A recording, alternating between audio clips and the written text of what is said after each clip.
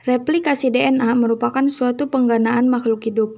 Proses ini sangat penting untuk proses perkembangbiakan atau pembentukan sel, yaitu pada fase S siklus sel, yaitu materi DNA yang telah digandakan akan dibagi ke masing-masing anakan sel yang baru. Dapat diketahui bahwa struktur DNA berupa double helix yang terdiri dari dua rantai untaian polimer DNA yang saling berpasangan secara komplementer. Dalam berpasangan, adenin berpasangan dengan timin, sedangkan guanin akan berpasangan dengan sitosin. Adapun terbentuknya ikatan tersebut karena adanya ikatan nitrogen kedua jenis basa. Untuk mengetahui pasangan basa DNA ini, sangat penting untuk mempelajari bagaimana DNA ini diduplikasi atau digandakan.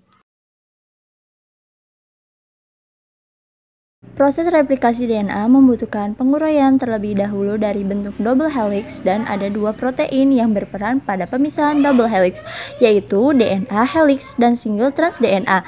DNA helix pertama diisolasi sebagai enzim yang dihidrolisis ATP saat menempel pada DNA dengan melakukan hidrolisis ATP. DNA helix dapat menempel dan bergerak sepanjang DNA dan dapat membelah struktur double helix DNA menjadi dua single strand DNA. Fungsi dari enzim helix adalah untuk menghidrolisis rantai ganda polinukleotida menjadi dua rantai tunggal, yaitu polinukleotida. Protein yang kedua adalah single strand binding protein yang berfungsi sebagai penstabil struktur single strand DNA. DNA yang telah dibelah dari struktur double helix dapat membentuk gulungan yang mengganggu proses replikasi. Dengan adanya protein ini akan menjadi tetap lurus sehingga memudahkan proses replikasi.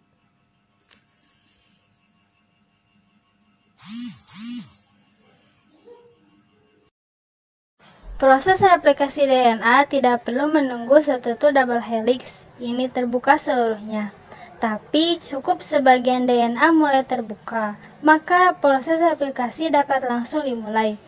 Kedua untaian memiliki orientasi berbeda antara satu dengan yang lain, atau disebut dengan antiparalel. Satu untaian DNA ini berorientasi 3-5 aksen, dan untaian yang lain berorientasi 5 aksen ke 3 aksen. Pada gambar ini, tempat terjadi kegiatan utama proses replikasi DNA. Di titik ini terjadi dan tersusun ikatan kompleks multiprotein dan multienzim yang terlibat di dalam proses tersebut. Replikasi dimulai pada enzim perimase yang membentuk primer, yaitu berbentuk segmen RNA pendek yang dikenali polimerase untuk memulai proses replikasi.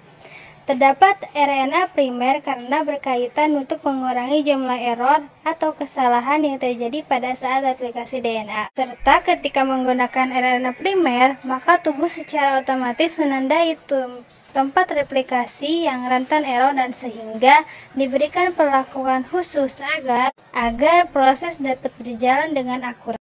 DNA polimerase berfungsi untuk merangkai rantai-rantai mononukleotida membentuk DNA baru. Enzim ini ditemukan pada tahun 1954. Proses polimerisasi DNA oleh DNA polimerase dimulai dari datangnya deoksinukleosida trifosfat bebas yang sesuai dengan pasangan basa dari ujung 3 aksen DNA template. Dari hal ini, DNA 3 aksen ke 5 aksen akan diproses secara lanjut.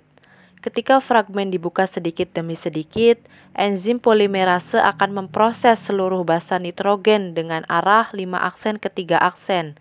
Helai DNA dari siklus ini disebut dengan leading strand. Helai DNA dengan arah yang berlawanan disebut dengan lagging strand. Alurnya dari 5 aksen menuju 3 aksen, sehingga proses replikasi tidak bisa dilakukan secara berlanjut karena enzim polimerase bergerak dari 5 aksen ke 3 aksen. Oleh karena itu, enzim polimerase membentuk potongan-potongan DNA yang pendek yang disebut dengan fragmen Okazaki, yaitu saat DNA pendek yang dibentuk pada untaian lagging strand yang selesai membuat satu fragmen Okazaki, maka enzim harus kembali pada garpu replikasi untuk membuat fragmen Okazaki yang baru. Setiap dimulainya pembentukan fragmen ini perlu adanya RNA primer yang dicetak pada primase dan untuk memulai replikasi. Fragmen Okazaki akan selesai dibentuk apabila ujung 5 aksen bertemu dengan ujung 3 aksen dari RNA primer fragmen yang sebelumnya. Dengan demikian, linking strand akan terdiri dari RNA primer dan fragmen Okazaki. Dibutuhkan proses lanjutan untuk menghilangkan RNA primer dan sambungan fragmen Okazaki menjadi satu strand yang utuh. Hal tersebut akan dilakukan oleh exonuklease yang dilanjutkan oleh pembentukan DNA baru oleh DNA polimerase sebagai pengganti primer. Dan akhirnya fragmen-fragmen yang terbentuk disambungkan oleh enzim ligase menjadi strand DNA yang utuh. Sekian presentasi dari kelompok 3 Genetika kelas Biologi C semester 5. Wabillahi taufiq wal hidayah. Wassalamualaikum warahmatullahi wabarakatuh. Terima kasih banyak.